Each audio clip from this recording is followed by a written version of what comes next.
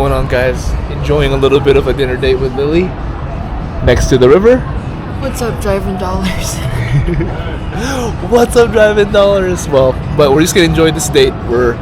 And by we, I mean I am a little bit burnt out, so we need a nice little fancy date to just reconnect. We've been working really hard, so anyway, going back on the date. Enjoy the rest of the video. What's going on, everybody? Francis back, driving dollars peeps. We're in the car driving to San Francisco right now for a mini vacation. And I haven't checked in a little while. Kind of been burnt out. I've been saying that for the last 3 weeks.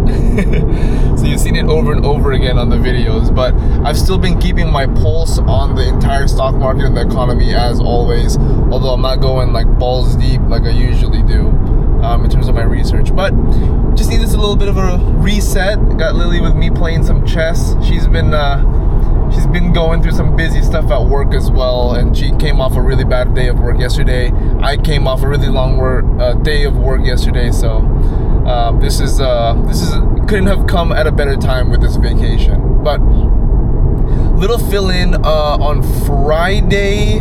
Maybe what was Friday? August 2. Well, Friday, August 2, whatever the big drop day was, the VIX spiked. I put out that video on the channel talking about what to do when the market crashes or like has a big correction like that. And that was because of like the whole jobs thing. Like the jobs report was absolutely horrible. I feel like someone lied because the estimates or the count of however many jobs were created and the unemployment rate was just wildly false. So I think someone got fired in the jobs department or the economy department federally. And of course, because of that and all the inflationary things that are happening in the economy, including all the new tariffs that just came in, and on top of that, we have more government spending from the new bill. So all of that inflationary factors led to Jerome Powell, no interest rate drop again. So no bueno in terms of stock prices going up, interest rates going down, and more opportunities for us to make money in the stock market. Well, I correct that. There's no up opportunities right now, but there's always opportunities in the stock market and in the economy as a whole to make money. Don't ever let anyone tell you, oh, because the economy is this or the interest rate is this, like, oh, it's a depression right now or it's a market crash. There's no opportunities to make money. Pull out of the stock market. No. You have to think more creative than that. It's really lazy thinking when you think, oh, the economy's bad, there's no opportunity. If anything, that's where all the opportunities are.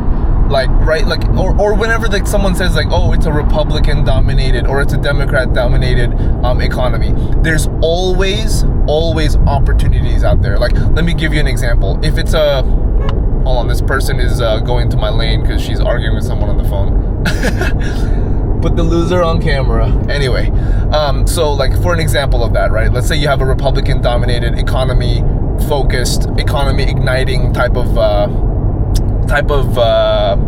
economy, right? So the interest rates are dropped because that's the influence that they want to have on the federal rate, because they want the stock market companies to go up really hard and for the economy to be really stimulated, so they want to lower the interest rates really low. Then what do you want to buy? You want to buy, single stocks. You want to buy some real estate because the interest rates on the real estate is really low. You want to buy, if you want to take advantage of the real estate, you can buy one at a really low interest rate. Or if you already own some, it's probably going to cause increase of prices in your properties, because with the lower interest rate, it's going to drive pressure for people to buy, more demand, increase in price of the real estate, right? Now, let's say you have a Democrat-focused economy and the interest rates are high, there's inflationary effects because they do stimulus checks, so now the dollar is weak. What do? You can buy assets. Again, you can buy homes because the homes are an appreciating asset that's going to protect you from holding too much cash. You probably want to take it easy on stocks because there's not a lot of growth opportunity for them because they can't buy any more money. Of course, that's case-by-case basis. These are all generalizations. You can buy precious metals because precious metals will also hold value against the weakening fiat if inflationary effects are happening, right? Those are just a few examples of don't be lazy in terms of your thinking when there's a market crash. But or not just market crash, but like no matter what the dominating philosophy is in the current government in the US, between the two sides. But I digress. Whole thing of this video, what did I buy on that market crash on August 2, on that Friday? God, I hope it was August 2. But you guys can correct me if you know what I'm talking about. So stocks that I bought, Amazon. I bought about $3,500 in Amazon. I don't know how many shares that is. I think it was 15 because I like nice whole round numbers. Bought it at around $214.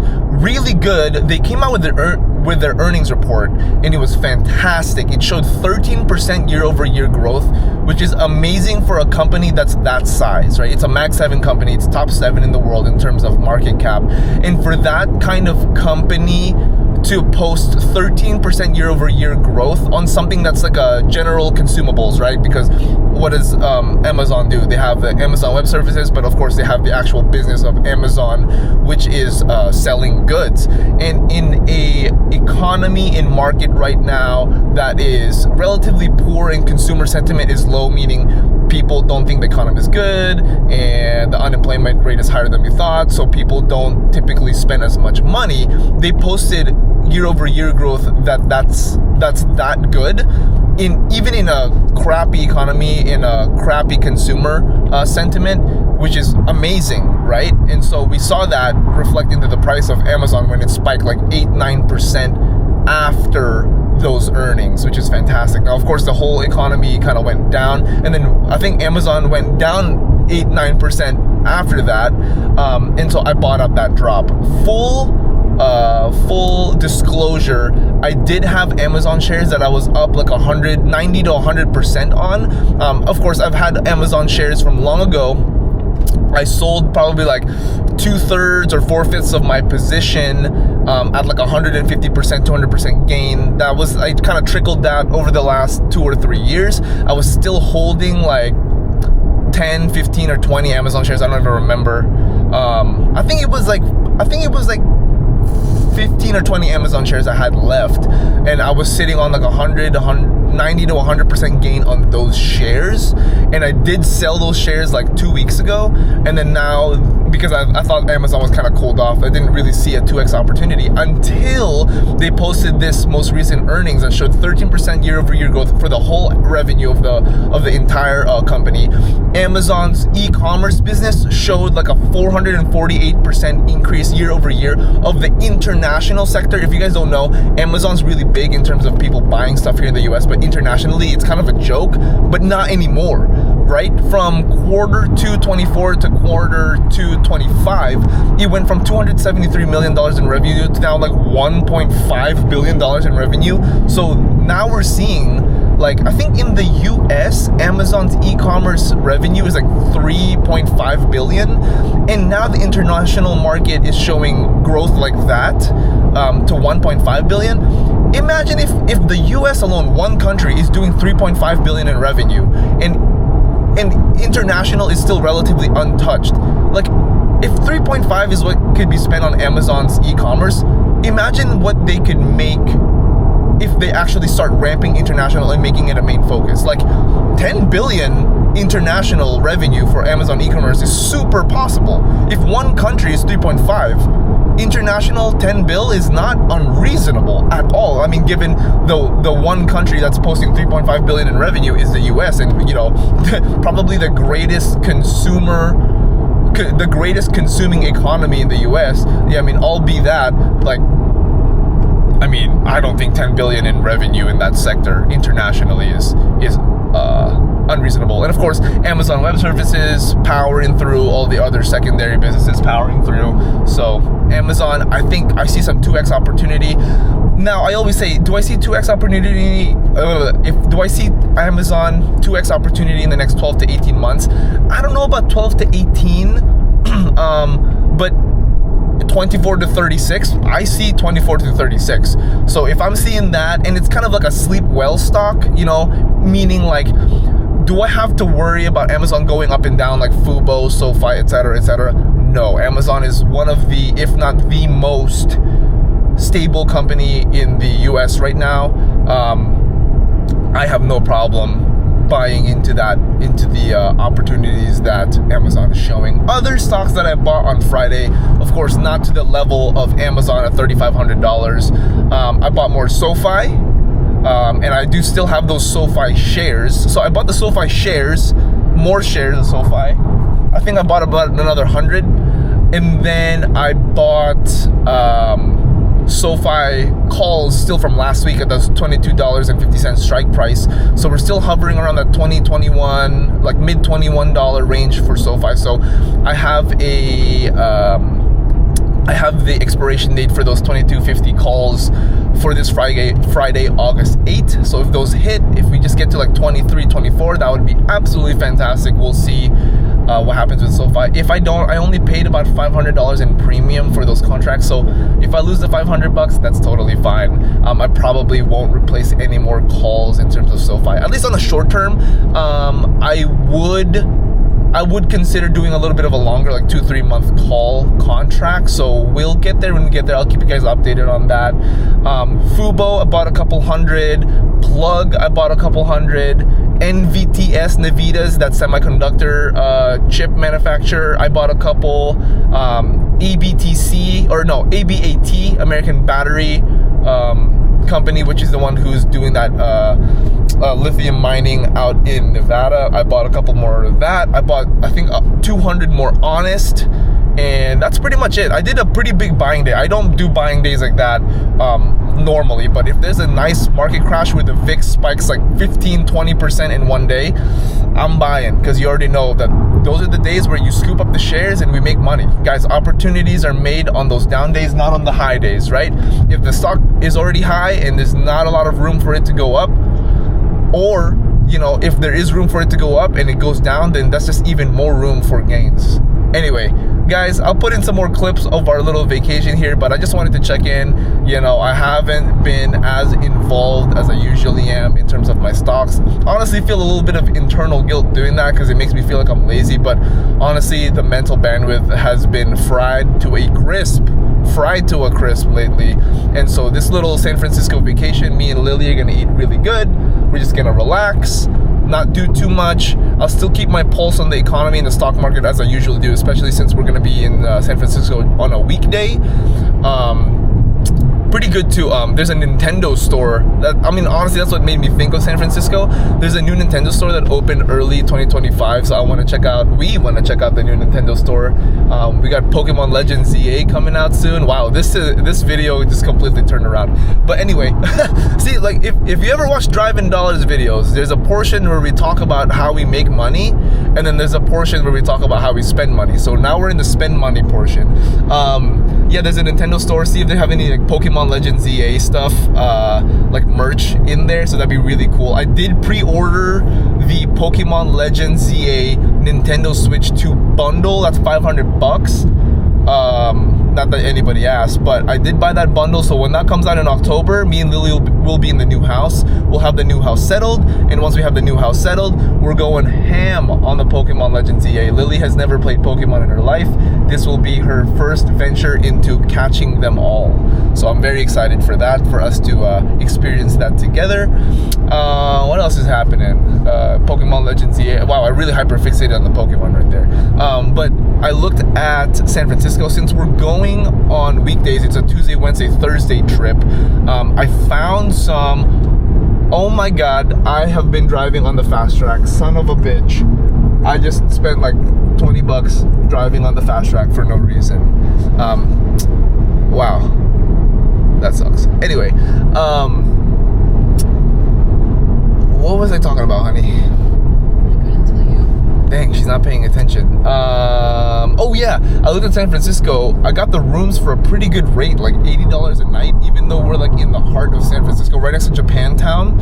So that's another kind of reason why I picked San Francisco. We're gonna eat a bunch of Japanese food, sushi, ramen, eat some seafood also. I'm taking Lily to some historic seafood places that she doesn't even know about yet, but Lily likes seafood much more than I do, so she'll have a lot of enjoyment out of that. Otherwise, we're just gonna get a bunch of steps, you know, get a little bit of exercise, get a little bit of fresh air, me and Lily have been pretty much tied to being indoors for the last few days, weeks, really months. So it'd be nice to just kind of enjoy the outdoors, and you guys enjoy the rest of the clips from this video. I'll try to include as much as I want to show you. Anyway, enjoy the rest of the video, guys.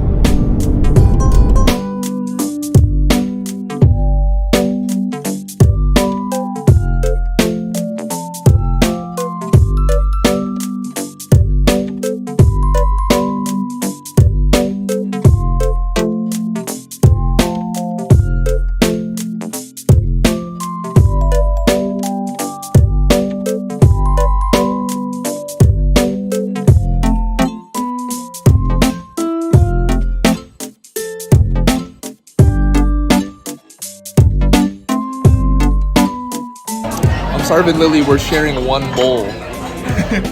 Now we're doing a food tour. We're going to sushi after this and a couple other spots. So I'm not starving her, guys. I'm not starving her.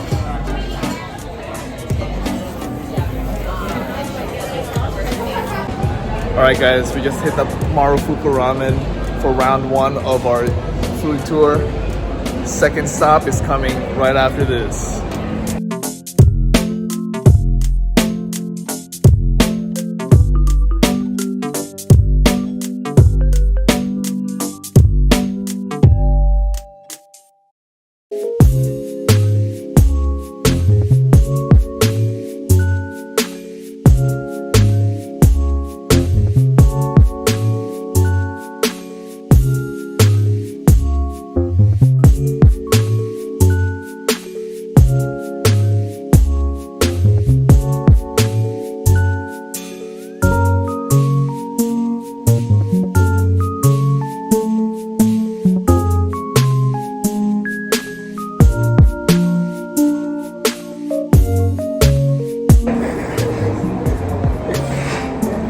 I got otoro. This is the fatty part of the tuna. It's the most expensive thing on the menu. Let's try it. Alright, baby, let's go. Oh yeah, we gotta cleanse the palate.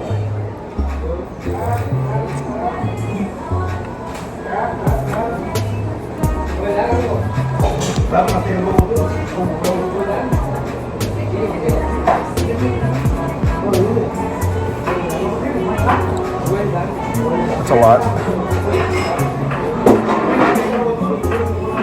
Don't want to mask the flavor. I got a sip of water on this one.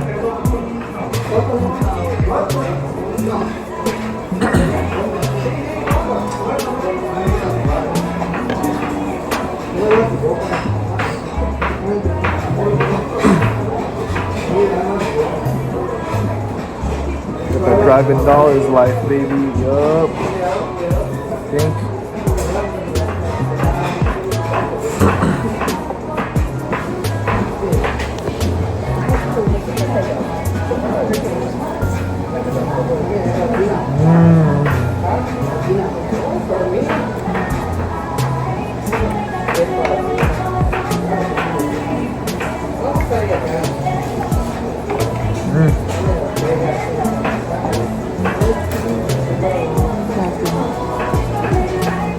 It's really melty. How baby? We're killing it over here on our food tour, man. Killing it. Next stop after this, matcha cheese tarts. We'll see you then.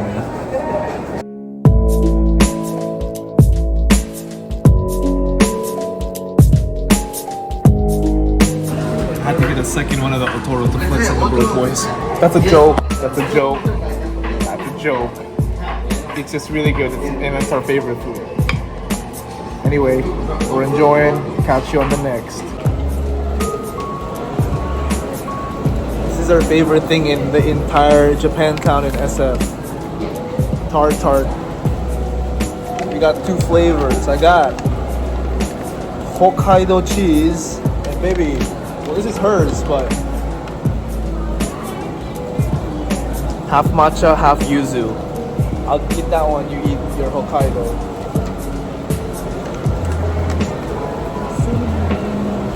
Huh? Oh yeah. I'm not eating it all.